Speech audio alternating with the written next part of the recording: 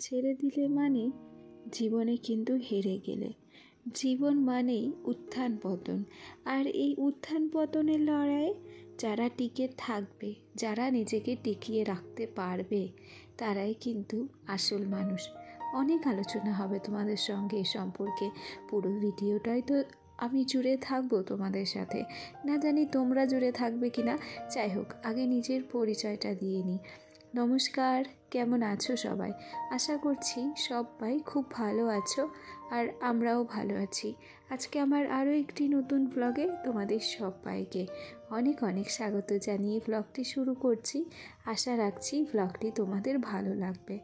প্রত্যেক দিনই তো এই আশাটা রাখি যে ব্লগটি তোমাদের ভালো লাগবে। আদতেও সত্যিই জানি না যে তোমাদের কেমন লাগে, তবুও আমার যতটুকু বলার কর্তব্য সেই কর্তব্যটুকু কিন্তু পালন করি। আর দায়িত্বের সাথে কর্তব্য পালন করাটা, সেটাও কিন্তু খুব বড় দায়িত্ব। যাই হোক, সকাল সকাল ঘুম থেকে উঠেছি, তোমরা দেখলে যে আমার মা জামা কাপড় কাচ্ছে, আর সোনাও আমার সাথে উঠে গেছে। তারপর গ্যাসটুকুকে পরিষ্কার করে নিয়ে এই যে চা করে নিলাম। গ্যাসটা আজকে পরিষ্কার করতে গিয়ে যেন ওই গ্যাসের বার্নারে হাতে বেশ ভালো রকমের খোঁচা খেয়েছি। তারপরেও দেখলাম কি যে না, ছোটোখাটো ব্যথা বেদনা কত কিছু জীবনে আসতে থাকবে। সামান্য ব্যথা যদি সহ্য না করতে পারি, জীবনে দেখা গেল এর থেকে আরও বড় বড় ব্যথা এলো, তখন সেগুলো কি করে সহ্য করব। যাই হোক, সে কথা ভাবতে ভাবতেই চাটুকুকে করে নিয়েছিলাম। ওদিকে মা আজকে মাছ নিয়েছিল, সেটাকেই ধুয়ে নিয়েছিল। আর তারপর এই যে এলাম বাসি বিছানাটা গোছাতে। তবে বেশ কয়েকদিন বাসি বিছানা গোছাতে আমার প্রায় ঘন্টা দেড়েক দুয়েক লেট হচ্ছে। কেন কি সোনা তো সাথে সাথেই উঠছে। আসলে সোনারও দোষ নেই, ও সাথে সাথে উঠছে না, আমাদেরই রাত্রে ঘুমোতে অনেক দেরি হচ্ছে। আর সেই জন্য আমার ছোট্ট ছেলেটাকে দোষ দেওয়া আমার প্রায় অপরাধের সমান বলেই মনে হচ্ছে। যাকে সে কথা বলতে বলতে এই যে বিছানাটাকে কিন্তু গুছিয়ে নিয়েছি। সংসারে কাজের কিন্তু কোনো শেষ নেই। সেটা হতে পারে বড় সংসার, সেটা হতে পারে ছোট সংসার। আর যাদের হেল্পিং হ্যান্ড রয়েছে তাদেরও কিন্তু নানা রকম কাজের বৈচিত্র্য রয়েছে। শুধু যে যারা হেল্পিং হ্যান্ড দিয়ে কাজ করায় তাদের যে নিজের কোনো কাজকর্ম থাকে না, এ কথাটা কিন্তু ভাবা কিংবা এই কথাটা বলা সম্পূর্ণই ভুল। সব দিনই জানো তো, নিজের সুবিধা অসুবিধাগুলি দিয়ে অপরের সুবিধা অসুবিধাগুলো বোঝার চেষ্টা করা দরকার।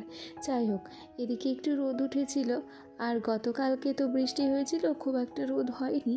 এই নাইটিগুলো আধা ভেজা আধা শুকনো ছিল, সেগুলোকেই একটু মেলে দিলাম। আর তারপর এই যে দেখো, দুধ দিয়ে গেছিলো আজ কাজের চাপে, সেটাও কিন্তু ভুলে গেছিলাম যে দুধ জাল দিতে হবে। দুধটাকে জালে বসিয়ে দিয়েছি। না, জালে বসিয়ে দিয়ে যে জামা কাপড় ভাঁজ করতে এসেছি সে ভুলটা আজ করবো না। কেন কি, চোখের পাতা ফেলতে ফেলতে দেখবে দুধ উতলে পড়ে যায়। সেই জন্য সেই রিস্কটা আর নিলাম না। দুধটুকুকে জাল দিয়ে ধুয়ে এই যে সোনার জামা প্যান্টগুলো মা কেচে দিয়েছিল, সেগুলোই ভাঁজ করে নিচ্ছি। সত্যি কথা বলতে কি, আমাদের মতো সাধারণ ঘরের গৃহবধূদের অর্ধেক সময়টাই চলে যায় এই কাজের পেছনে ছুটতে ছুটতে। এর বাইরে নিজের জন্য কিছু ভাবাটা বিলাসিতা বলতে পারো। আর তার উপরে কাজ ছাড়া আমরা কোনো কিছুই হয়তো বুঝি না কিংবা বোঝার চেষ্টা করি না। আমরা নিজেকে এই সংসারের মধ্যেই আবদ্ধ রেখেছি।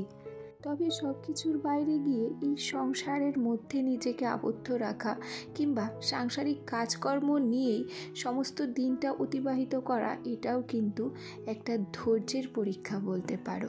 কেন কি, আমাদের যদি ধৈর্য না থাকতো, তাহলে সংসারের এই প্রত্যেক দিনের একঘেয়েমি কাজগুলো আমরা কি উদ্যমের সাথে কিংবা ফুল এনার্জির সাথে কখনো করতে পারতাম? নিশ্চয়ই করতে পারতাম না। আর তার উপরে ধৈর্য যদি আমাদের না থাকতো, তাহলে এই সংসারের চাকাটা এগিয়ে নিয়ে যাওয়ার মতো ক্ষমতা কি কারোর থাকতো? কঠিন ধৈর্যের সাথে আমরা এই জীবনটাকে এগিয়ে নিয়ে যাওয়ার চেষ্টা করি। তার সাথে সাথে আমাদের শখের সংসারটাকেও এগিয়ে নিয়ে যাওয়ার কিন্তু চেষ্টা করি। তবে কথা কিন্তু সত্যি যে হার মেনে নিলে চলবে না। হার মেনে নিলে না, জীবনে হেরেই যেতে হবে। আর সেই জন্য সমস্ত রকম পরীক্ষা দিয়ে ধৈর্যের সাথে উত্থান পতন সমস্ত কিছুকে শক্ত হাতে ধরে লড়াই টিকে থাকার ব্যবস্থা করতে হবে, তাই তো? তোমাদের সাথে গল্প করতে করতে ওদিকে সোনার জামা কাপড়গুলো ছিল সেগুলোকে গুছিয়ে নিয়েছি। আর সোনার জন্য আজকে নতুন করে কোনো কিছুই খাবার করিনি। আমাদের বাড়ির সাইডেই অঙ্গনওয়াড়ি সেন্টার, সেখানের খিচুড়িটা নিয়েছিলাম। খিচুড়িটা আজকে বেশ ভালো হয়েছিল, সেই জন্যই সোনাকে খাইয়ে দিয়েছিলাম। আর ইতিমুহূর্তে এসে স্নান করে তারপর বেরিয়ে পড়লাম। স্নান করার পরেও অনেক কাজকর্ম রয়েছে, সেগুলোকেও সারতে হবে। তো এরপরে আর কোনো কিছুই কিন্তু তোমাদের সাথে শেয়ার করিনি, সোজা রেডি হয়ে বেরিয়ে গেছি। মনে হচ্ছে না কোথায় যাব, চলো তোমাদের সাথে শেয়ার করব যে আজ কোথায় চলেছি। প্রত্যেক দিন কোথাও না কোথাও যাচ্ছি, আর আজকে এসেছি হাটে। আমাদের বেতাইতে প্রতি শুক্রবার জামা কাপড়ের হাট বসে। আজকে সেই হাটে এসেছি। সেই কবে পুজোর সময় এসেছিলাম, তারপরে আর আসা হয়নি। দাঁড়াও, আরও অনেক কিছু তোমাদেরকে ঘুরে দেখাবো, তার আগে একটা কথা বলি। আমার যে সমস্ত বন্ধুরা প্রথম থেকে আমার সাথে আছো, পাশে আছো, তোমাদেরকে অসংখ্য ধন্যবাদ জানাচ্ছি। আর আমার যে সমস্ত নতুন বন্ধুরা আজকে আমার ভিডিওটি প্রথম দেখছো, যদি কোনো কারণে আমার এই ভিডিওটি তোমাদের একটু হলেও ভালো লেগে থাকে, তাহলে অবশ্যই করে একটা লাইক করো, কমেন্ট করো। আর তোমরা যদি চাও আমার এই ছোট্ট পরিবারের একজন মিষ্টি সদস্য হয়ে আমার পাশে থেকে যেও।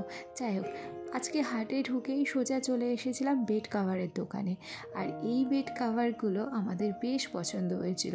আর তার আগে যে দোকানটায় গেছিলাম সেই দোকানের বেড কভারগুলো পছন্দ হয়নি। তারপর চলে এলাম শাড়ির দোকানে। ভাবছো তো কী শাড়ি নিয়েছি? তারাও সমস্তটাই তোমাদের বলবো না, দেখাবো।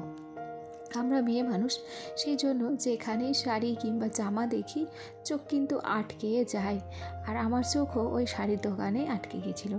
সেখান থেকে বেশ কয়েকটা শাড়ি দেখলাম। তারপর চলে এলাম জুতোর দোকানে। যেহেতু এটা হাট, সব রকম সব কিছুই পাওয়া যায়, ওই শাড়ি জামা থেকে শুরু করে জুতো, সানগ্লাস, সমস্তটা। আর তারপর সোনার জন্য একটু বিরিয়ানি নিলাম। আমার ছেলেটা বিরিয়ানি খেতে ভালোবাসে। আর সোনাকে আজকে নিয়ে যায়নি হাটে, ওকে ঘুম পাড়িয়ে থুয়ে চলে এসেছি। আর আমি ফিরতে ফিরতে আমার সোনা কিন্তু ঘুম থেকে উঠেও গেছে। আর এই মুহূর্তে বাড়িও চলে এসেছি। সোনাকে বিরিয়ানি একটু খাইয়েও দিয়েছিলাম। আর তার অনেকক্ষণ পর সোনার জন্য দুধ জাল দিয়েছিলাম সোনাকে খাওয়ানোর জন্য। আর যাই হোক, এরপর বিকেলবেলা খুব একটা ভালো লাগছিল না, কেন কি প্রতিদিনই তো দুপুরবেলা ঘুম হয়, আজকে আর ঘুম হয়নি।